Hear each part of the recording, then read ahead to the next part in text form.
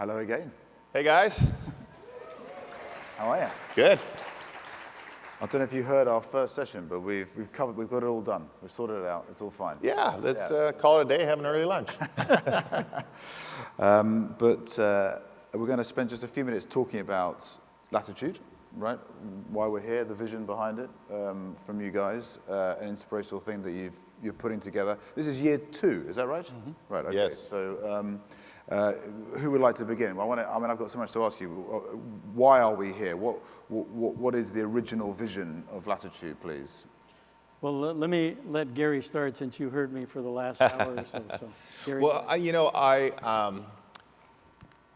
I have spent the last almost 20 years leading an organization called NAREP, which has now become one of the largest Latino business organizations in this country.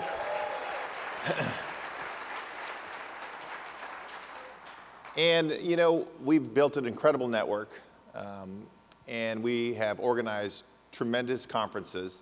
And kind of piggybacking on the earlier session about data and the importance of data, we produce a report every year called the State of Hispanic Homeownership Report, right? And we track trends, we see how Latinos are performing from a homeownership standpoint, but also look at things like household formations, income trends, other elements that contribute to, what ultimately ends up as homeownership.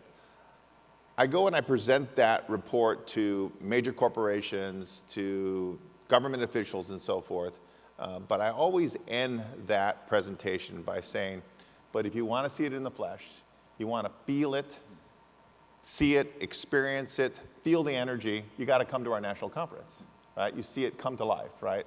So as I started to think about doing something bigger than what we did at NAREP, something that incorporated what was happening in the media, entertainment industries, what was happening in big business, the political realm and so forth, I wanted to do something that also gave people like yourself the chance to experience it firsthand in the flesh. Great. Okay. Well, I'm loving it. Wait till you taste the food. You got me. So, just obviously you'll agree with that. But what are your hopes for Latitude in the years ahead? I mean, can I throw us forward 10 years if you invite me back? What advancements will Latitude have helped the Hispanic community, Latino community, have made in that period of time? Well, it's a question that Gary and I keep on going back and forth on as we think about evolution. Because as Gary said, he had invited me to speak at their conference. Yep. And I went to his conference and I spoke and I saw how powerful it was. And I have been invited to speak at almost everything and everywhere. And so I was walking away thinking, wow, this NAREP organization really has a market-based focus. Again, I have to say this over and over again. I'm a real capitalist. And so I believe in markets. And so I saw that. Then Gary said, Saul, I want to talk to you sometime about an idea that I have about doing something beyond, what NAREP is. And so we started talking, and I liked his idea of doing something, bigger. And I've had this idea that says, when I watch TV, there's no Latinos on news, anchors, whatever. When I read all the publications, whether it be online or in print, there's not a lot of Latino editors, journalists, whatever. And so when any issue's talked about, the economy, who talks about it? Everybody but Latinos. When you talk about things like immigration, who talks about it? Everybody but Latinos. So I said, to Gary, I said, we can combine kind of the perspective that you've had and what I've been thinking about and frustrated about, that there's no platform, what I call a 21st century platform, to talk about issues that are important to all Americans, but with a 21st century context. So when you look at, Will, our agenda, you're going to see 4 days. Today we focus on entertainment and media sector. Tomorrow we focus on politics and issues. Saturday we talk about the business focus. We're going to have CEOs come in and talk about how they're actually valuing this cohort and how they're making money off of it, right? Monetization, which is really important. And then on Sunday, Gary and I decided that we're going to have a session that puts a spotlight on maybe the single biggest problem, put aside immigration and all that kind of stuff, but for our entrepreneurs, which is they're the most undercapitalized cohort of all in the country by a lot. Whether it be venture capital, angel capital, bank, national bank capital, we have data that shows this is the least invested in cohort. And at the same time, as you pointed out earlier, this is where the growth is. So as a capitalist, I'm sitting here saying, what's wrong with this picture? And the only thing that could be wrong is knowledge and insight, right? The gap. So how can we bridge that gap? And that is to have these kinds of events and partnering with, entities like yours and the others that we have involved with us, and start conveying this story so that I'm a believer that capital will flow if people are aware of the opportunity, or sometimes ask, did you know, right? And so longer term, the real answer to your question is, where we see Latinos, Latinas being funded and really growing their businesses, those on the entrepreneurial side, at the same rate as everybody else, if not faster, right? And creating valuations that are like that. When we look in the corporate sector, we look at CEOs, right? I was the first native-born CEO of a Fortune 150 company here in Latino in the United States. 20 years later, a guy that worked for me became the second one, Oscar Munoz, who's running United Airlines. Now, does that sound right, given all the volume and the value and all that? The answer is no. So then you say, as you would say in France, pourquoi, right? Or here we'd say, por qué, right?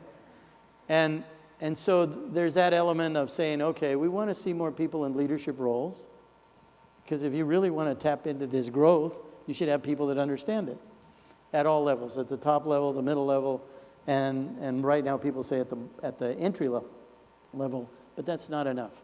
Boards of directors. I mean, when I became the CEO of US West, I was 42 years old, first rookie CEO, I changed out some of my board, people like the chairman, CEO of 3M and Citicorp and others, because I wanted people that looked like my customer base.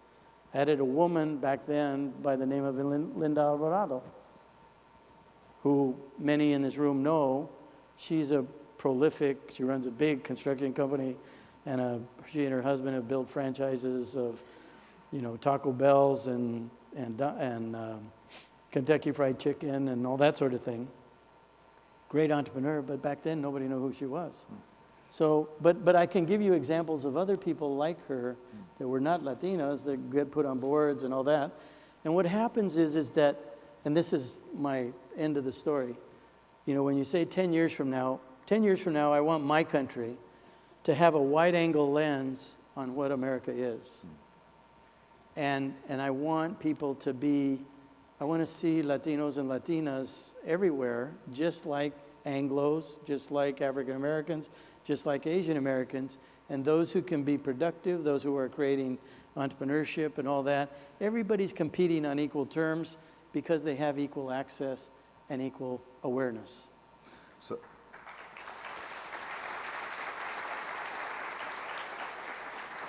So Latitude, has a very ambitious agenda. Okay, is there a sense of priorities about what we think should be targeted first to make an impact and to make changes first? Would you like to break down where you think the most important areas lie in order to reach that goal that Sol has set out for 10 years' time? Well, to your point, the goals are ambitious. I think it starts with, I think something that Sol was alluding to earlier, which is changing the narrative, rebranding what the Latino community represents in this country correctly, right? And I think that's working with people like yourself. It's getting data out there, but it's also organizing events like this and having people meet and interface with the Latino community directly. And that's a big undertaking, right? But I think that's where it starts. We do reports, and then they actually track whether or not we're actually making progress in that regard. At NAREP, we track home ownership trends. We just, as you were a part of an earlier release of a study, started to quantify the Latino impact economically in terms of GDP, right? Those are our measuring sticks. But we also look at television anecdotally, and are we seeing more Latino faces in lead roles? Because people's perception is formed a lot by the media, the entertainment media, as well as the news media, not just the news media, but also the entertainment media. Because if they only see Latinos or never see Latinos or see them in negative roles, that forms and influences their perception. They think that's reality, right? So it's a serious thing when we're sitting down with, people like we're going to sit down with later today, Chief Content Officer for Warner Media, Chairman of Sony Pictures, having them understand that not only is there a big business opportunity, but perception and the way Latinos are portrayed on television and in film is going to influence the way people view the community in general. So those are various metrics and various things that we look at to try to determine whether or not we're achieving success. So just to build on what Gary said, because he and I are iterating all the time. Every time, about every 2 or 3 weeks, we're sitting down and saying, okay, are we taking this in the right sequence? Yep. What more could we do, et cetera, et cetera? And, this is only second year. But we want it to be big. We want it to be a national platform that people are calling us wanting to come, right? So I'm being very transparent. Then secondly, though, we have to start with leaders. It's what I call the resource allocators kind of conversation. Because who makes change? It's the people that allocate resources. And yes, you can start with the bottoms up and you can start movements and all that, but that takes a long time. I'm a believer as a CEO, every company that I go to run, just like you when you took your current job, when you go there, you put your stamp. You can change approaches. You can change the way things are done because people asked you to come to do it. Otherwise, they wouldn't have made a change or asked you to come. And so having conversations, with people that aren't that close, people that may not understand, getting them exposed. I've learned running businesses and doing transformations is the more I could get every person in the company to understand the thinking, the facts, the data, and where we need to go, the more alignment we quickly had. And so 1 is exposure, 2 is then bringing in the right mix of people, 3 is prioritizing the segments. So the media and entertainment industry are very important. When we think about capital, because almost everybody, worries about capital access in different ways. And then when we think about, practitioners, what I call practitioners. If you're from AT&T, if you're from Amex, every conversation I have with a CMO or the CEO is always, I need more growth, right? Last year was a great year, and now I have to do better. So where are you going to get that growth from? Well, the data would say, it's a CEO, CMO IQ test. If you can find the data, there's one glistening kind of object there, and then the other ones have gotten dull, and you're not looking at the glistening one, then you probably are in the wrong job. Well, then, so that the obvious question then is, why are people not looking at the glistening thing, as you put it? Because the data is obvious and clear and layered in multiple different ways. It's not a one-off data set. It's clear. What is it that's holding people back from embracing this opportunity? That's a great question. I mean, I think perceptions matter. And people's direct interface with the Latino community affects that, which is why this event isn't just something that we do virtually or something that we do in a report. We actually bring people together. I was telling Saul a while back about a story, an anecdote that I experienced firsthand, because I think people in general are good, right?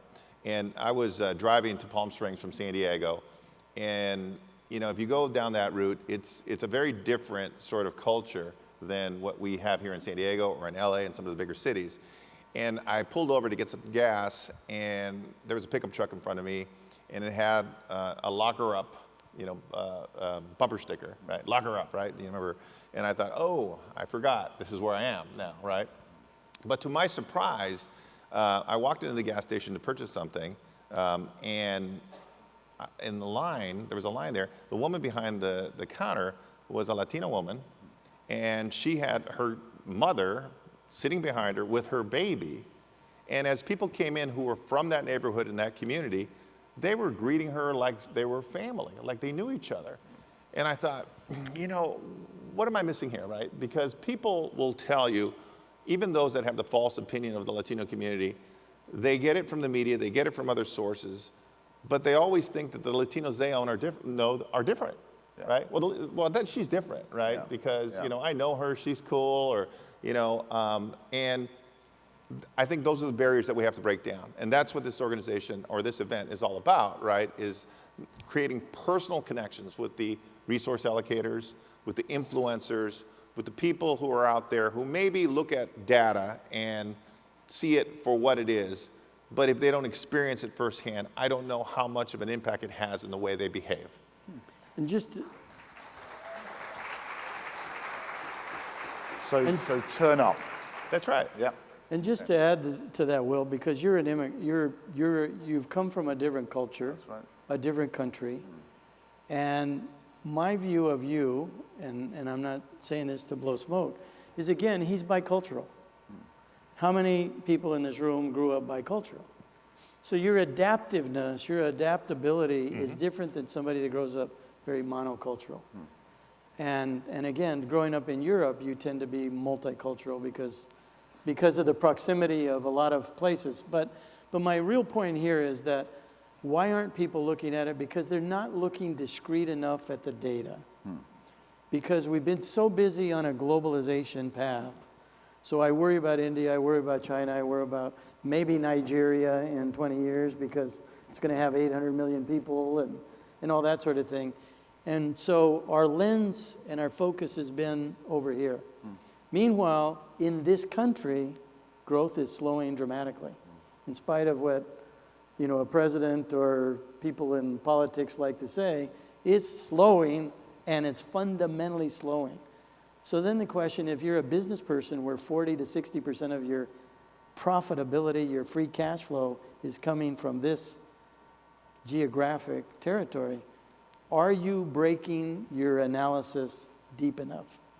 Are you assuming that because a Latino is well educated and they went to whatever school and they're now working in the same job, that their buying behavior is the same, their priorities are the same, their preferences are the same, all that? And the answer is no, because, for everybody here, this guy may not care a lot about, the Arizona Diamondbacks as a baseball team. But if you talked about Liverpool or you talked about Chelsea, but he's Arsenal, here. Arsenal, he's running a company that's headquartered right here in the United States. So for anybody to think about you as a typical blonde-haired, blue-eyed kind of person that's living in the country and how you buy and what you prioritize and all that is the same, it's not the same. Well, and we have lots of research to show that. Yeah, it's probably easier for me to, as someone who's come to the country from outside, I'm not, as a result, harnessed by prejudice or history, am I? I probably look at data probably more than I look at anything else, and that's why it's much easier for me to just go, well, this is where the growth is, and then if you layer on top how welcoming the Latino community has been to someone like me, this is an additional thing. But if sometimes there's a fog that comes from, not wanting to see the data that prevents people making sensible decisions. I will say this though, if anyone that thinks that America hasn't got a growth issue or needs to go to Shenzhen on a Saturday morning and in China and see the vitality and the people running into work on a Saturday morning, right? And Porsches and Mercedes cars everywhere, that there is a competitive threat to America in the continued growth rate of China that surely will inevitably lead people to the conclusion that the Latino community is the best bet for re-inspiring the growth engine of America. Yep. No, I mean, I've had the experience you've had of operating around the world, and I mean, my eyes got open, but I also found that my eyes opened faster than others because I grew up biculturally. I didn't walk in with the same narrower lens or only lens, which is really important. I mean, as a marketer, you have to be scanning, you have to be looking, you have to be always searching for more. And as a CEO, you should be as well. So we're trying to give people the opportunity to come here, to be exposed, to have constructive conversations, because we're not, I mean, I know as a CEO, I don't like anybody calling me and saying, Saul, let me tell you how you should be doing your job. Nobody likes that. But if somebody says to me, Saul, I got 4 great ideas for you. I got 1 great idea. Okay, tell me. Because that's what I want. And every great CEO, every great CMO, every great CFO, anybody that's great always wants more. In a minute, I want to ask, because it's a jam-packed agenda. I want to ask you for what you're particularly looking forward to over the next 4 days. But can we just finish on this bit on are there any buts? How seems to be an inevitability due to the population growth, the momentum, but how could we get it wrong this next bit? Are there mistakes that we must guard against making as this grouping gets ever more powerful and affluent? What could go wrong and what must we guard against? Well, I think, first of all, we can get immigration policy wrong. That's going to have a profound impact on this country's ability to thrive and grow. I think that may have been said earlier on. So public policy matters a lot in terms of how we can get things right or wrong. I think companies themselves, I believe in capitalism as well. I think once you start to see companies thrive because they've been able to correctly focus on this marketplace, engage the community effectively, market to it correctly, understand how it is a needs-based segmentation strategy that'll work. Companies are very competitive. Once those breakthrough companies start happening, they start reporting earnings, other companies are going to have to follow suit. And I think that'll happen more organically. But public policy is where we can get it very wrong. And that's much tougher to correct. Mm-hmm. And I would say 2 additional things. One is this capital issue. We have to really help the marketplace understand this growth element, where it is, how to find it, et cetera, because capital is not there. And if we continue to invest the way we have, we're not going to capitalize on all the growth opportunity.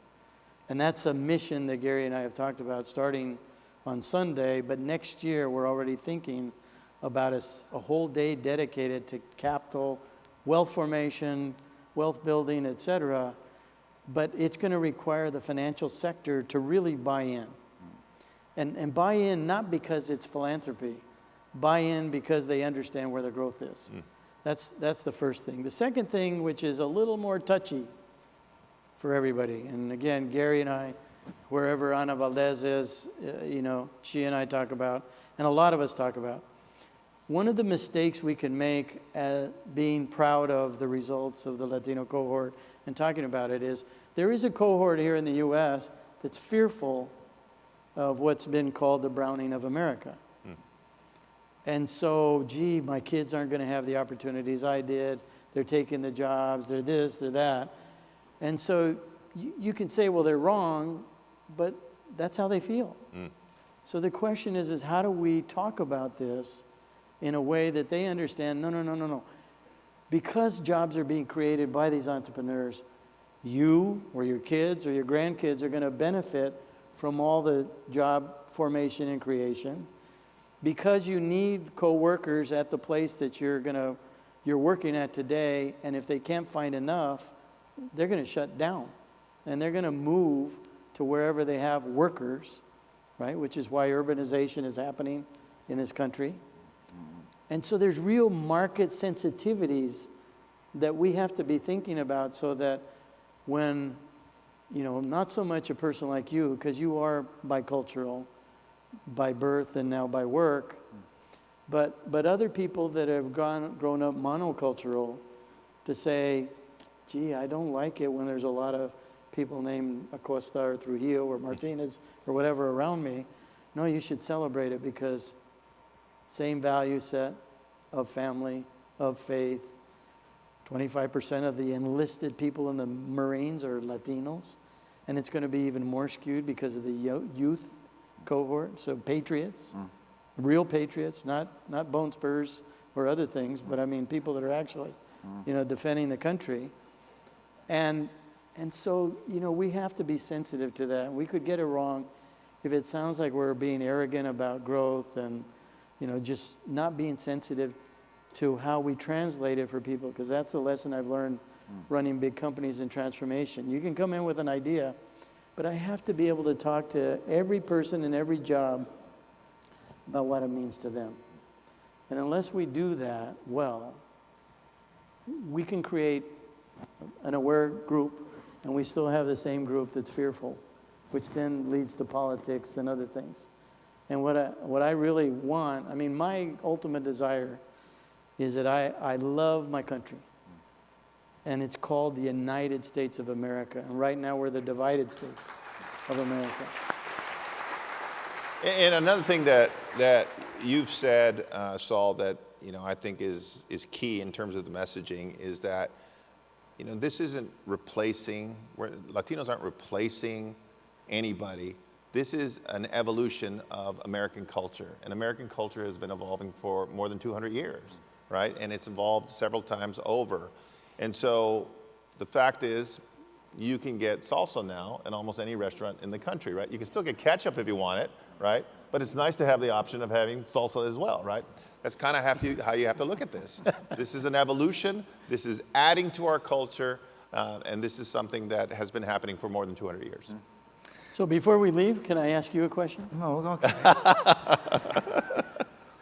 What advice would you give us as we evolve Latitude? Yeah, that's a great question.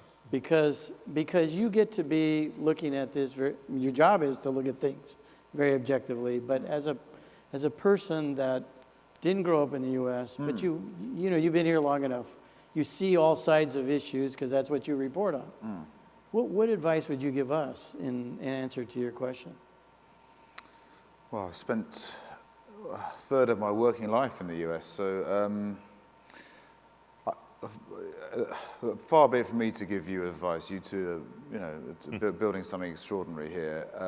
I think that sense you just spoke to, there's an inevitability to what's going to happen in America because the numbers are the numbers, okay, and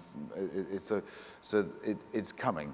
Right, and that's a great thing. And America's going to change again, and it's going to look ever more Latino, right? So this is a 30% of the population. So can you marry what the agitation you must feel, and rightly so, to want to force change faster, to get funding better, to get the media to respond faster? Can you marry that with a deep sense of humility, right?